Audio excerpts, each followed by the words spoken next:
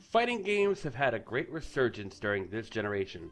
Old franchises have evolved with new entries, new franchises have picked up the torch of older games no longer with us, and the rise of social media has given life to even the most niche of fighters. This time around, Team Ninja returns with Dead or Alive 6, the latest entry in the classic franchise. Dead or Alive is Team Ninja's fast-paced fighting game series that has often been a graphical showcase for consoles in its time, whether it's DOA 2 Hardcore in the Dreamcast, Dead or Alive 3 being a launch title for the original Xbox, or Dead or Alive 4 being a stunner early on during the launch of the Xbox 360. It's also well known for its pretty woman in skimpy clothing, but beyond the cleavage, it's also known for a very solid fighting engine. A 3-button layout not too dissimilar from Virtua Fighter ensures that anybody can pick up the controller and play. The hold system is what separates the first-timers from the veterans, as every attack in Dead or Alive can be countered. Dead or Alive 6 continues this tradition, and like many other fighting games, decided to add its own version of supers and meter management. A new 2-bar special meter now fills as you engage in battle, and players can spend their meter by using one of 2 new techniques. A break hold uses only 1 meter, and is essentially a get-out-of-jail-free card. It will counter any attack regardless of direction. If you spend 2 meters, you can launch a break blow, a heavy attack that usually ends in a big move that will send an opponent flying full screen. In keeping up with Dead or Alive tradition, however, the new S button that's used for these techniques has a lot more depth than that. You can use it for sidestep attacks, and it also features its own auto combo system of sorts that can be pulled off even if the meter is empty. Break blows can be held, and instead of a full animation, you can stun your opponent, which can lead to all sorts of custom combos and mix-up opportunities. Overall, the new break system feels great and meshes well with Dead or Alive's triangle-style combat system. It adds depth, but it doesn't slow the game down with overly long animations, and adds another layer to the mind games during a fight. Attention must also be paid to the absolutely fantastic training mode. I decided to take a look at what the tutorial in Dead or Alive would be like, and was honestly blown away. In the line of the Arc System Work games and the Dojo and Killer Instinct, it does an absolutely fantastic job of breaking down the entire game, starting with basic movement, combat, and all of the little tricks to help new players get ahead. It showcases not just the button commands, but timings, explains the when and why of a technique, and then lets you practice it. It will even give you feedback on your timing, and by the end of it, you will be a much more sound player for going through it.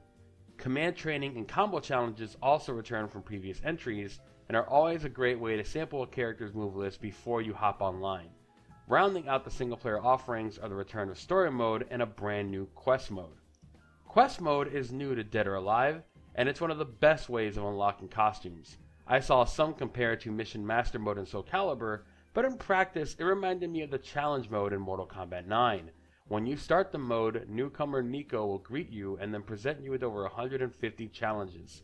Each challenge has 3 stars, and later challenges are gated by how many stars you currently possess. Some early challenges are simple enough, often serving as slight tutorials for a specific character or a game mechanic. Sometimes you may need to land a long combo and win within a certain amount of time to earn all 3 stars, for example. Later challenges get a lot more tricky than that. Each challenge is also character specific. If you're stuck with a character you don't like, the game has a button that will take you right to training mode with that character. It will then give you a command or a combo that will help you achieve that specific objective. Whenever you feel like you're ready to just tap one button, and you're thrown right back in to compete in that challenge. Story mode also works the same way. It's a fantastic system and allows you to quickly get a feel for a new character before you're thrown headfirst into battle without knowing anything about how they play. Story mode once again tells the tale of bioengineered labs, super ninjas, and a tournament that's just kind of around, it seems. In concept, it tells the story in a non-linear fashion, with the main story told in chapters with multiple gaps that are meant to be filled in by playing individual character stories to complete the whole picture. It's a nice way to have every character involved without shoehorning them into the main plot. Bass wouldn't really fit in with a clan of super ninjas fighting against bioengineered bosses, so it's good that they don't even try. Instead, most of the character stories are 1 or 2 chapters of what they're up to during all this insanity, and that's kind of it. In actual practice, The layout of the story and how it flows is kind of a mess, with a confusing layout that is a clear step down from the previous entry and Soul Calibur's own Chronicle mode. Cutscenes are often abrupt, and if you don't engage in all the character chapters to fill in the blanks, it can lead to some hilariously bad story moments. Overall, it does tell a story, even if it's decidedly C-movie style. I actually prefer the CG endings of Dead or Alive 4. I miss the random Aerosmith-fueled ninja opera of Helena's true ending, and would prefer to see that version of Wacky Story versus this kind. And unfortunately, the same can be said about the rest of the game. Dead or Alive 6 is a great game when you're actually in there and playing, and the new mechanics really add a layer on top of the already well-balanced, robust engine. The game is also colorful, a thing sorely missing from most of Dead or Alive 5's color palette. The problem resides in everything outside of the core combat, and the single-player options have taken several steps backwards. Tag battles are completely gone, and nothing has stepped up to fill that void. While it was never pitched as a tag battle game, it has been a mainstay since the second Dead or Alive.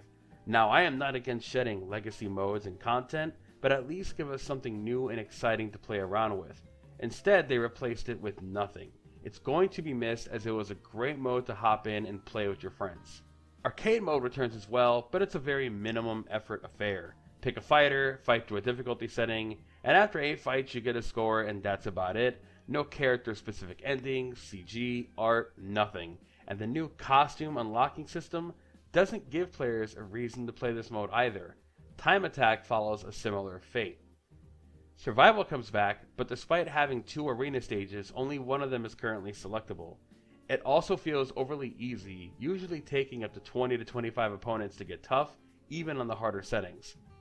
The base roster is also a bit of a letdown. Newcomers Nico and Diego are welcome additions to fit in with the rest of the cast, but there's a good number of new characters in the last round stage.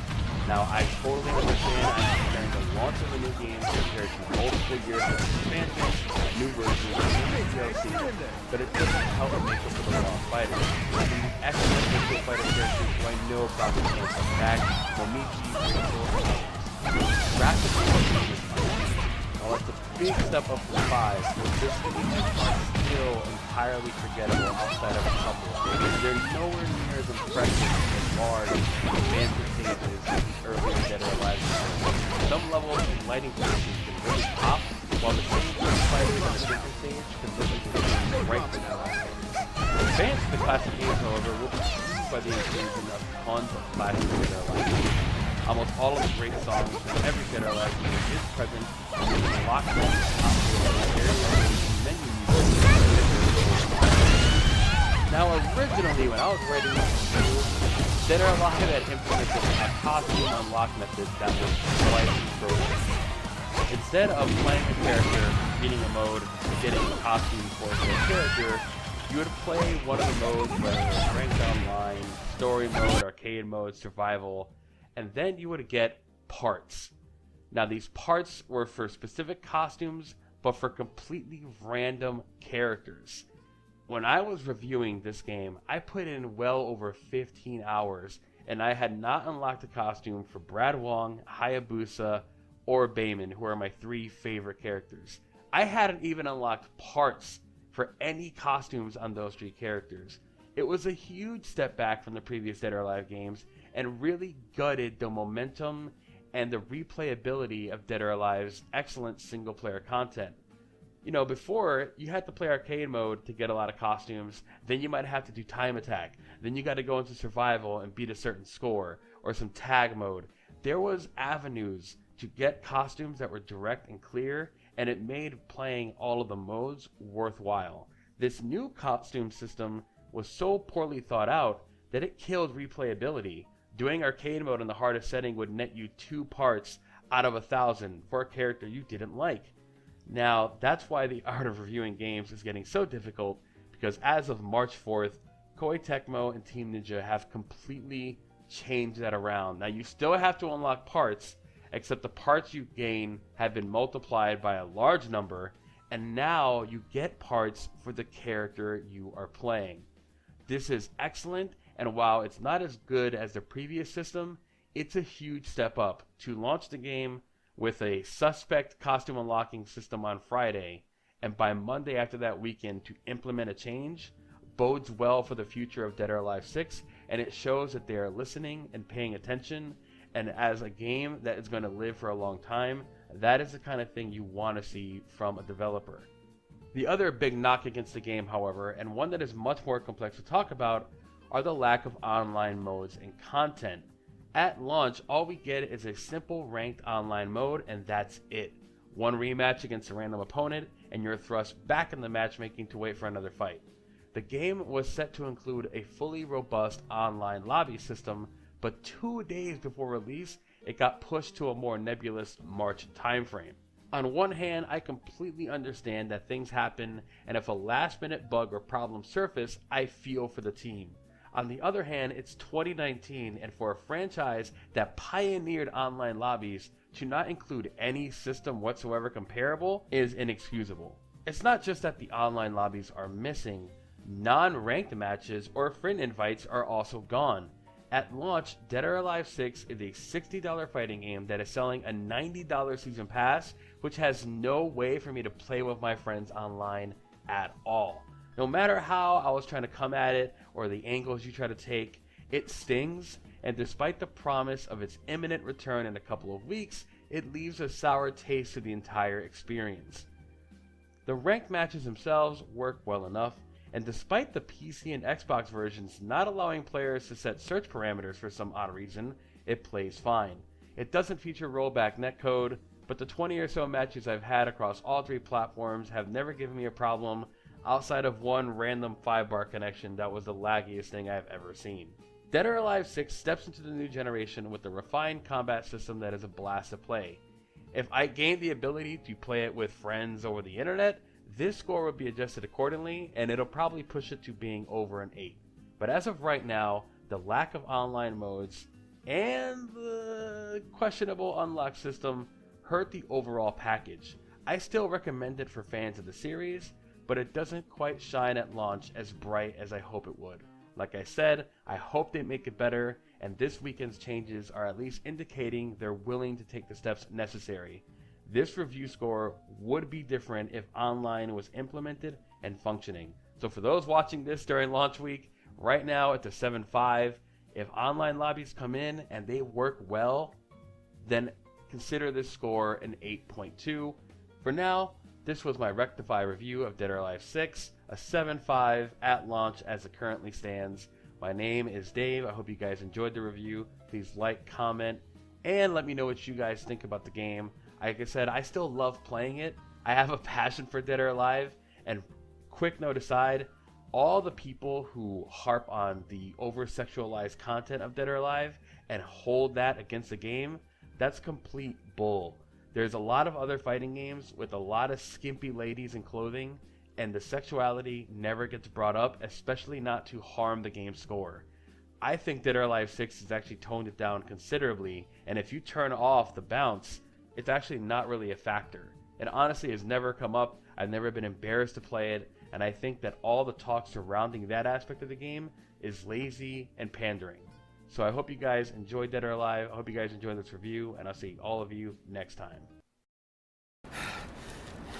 Hey, Ninja Man! What do you think you're doing?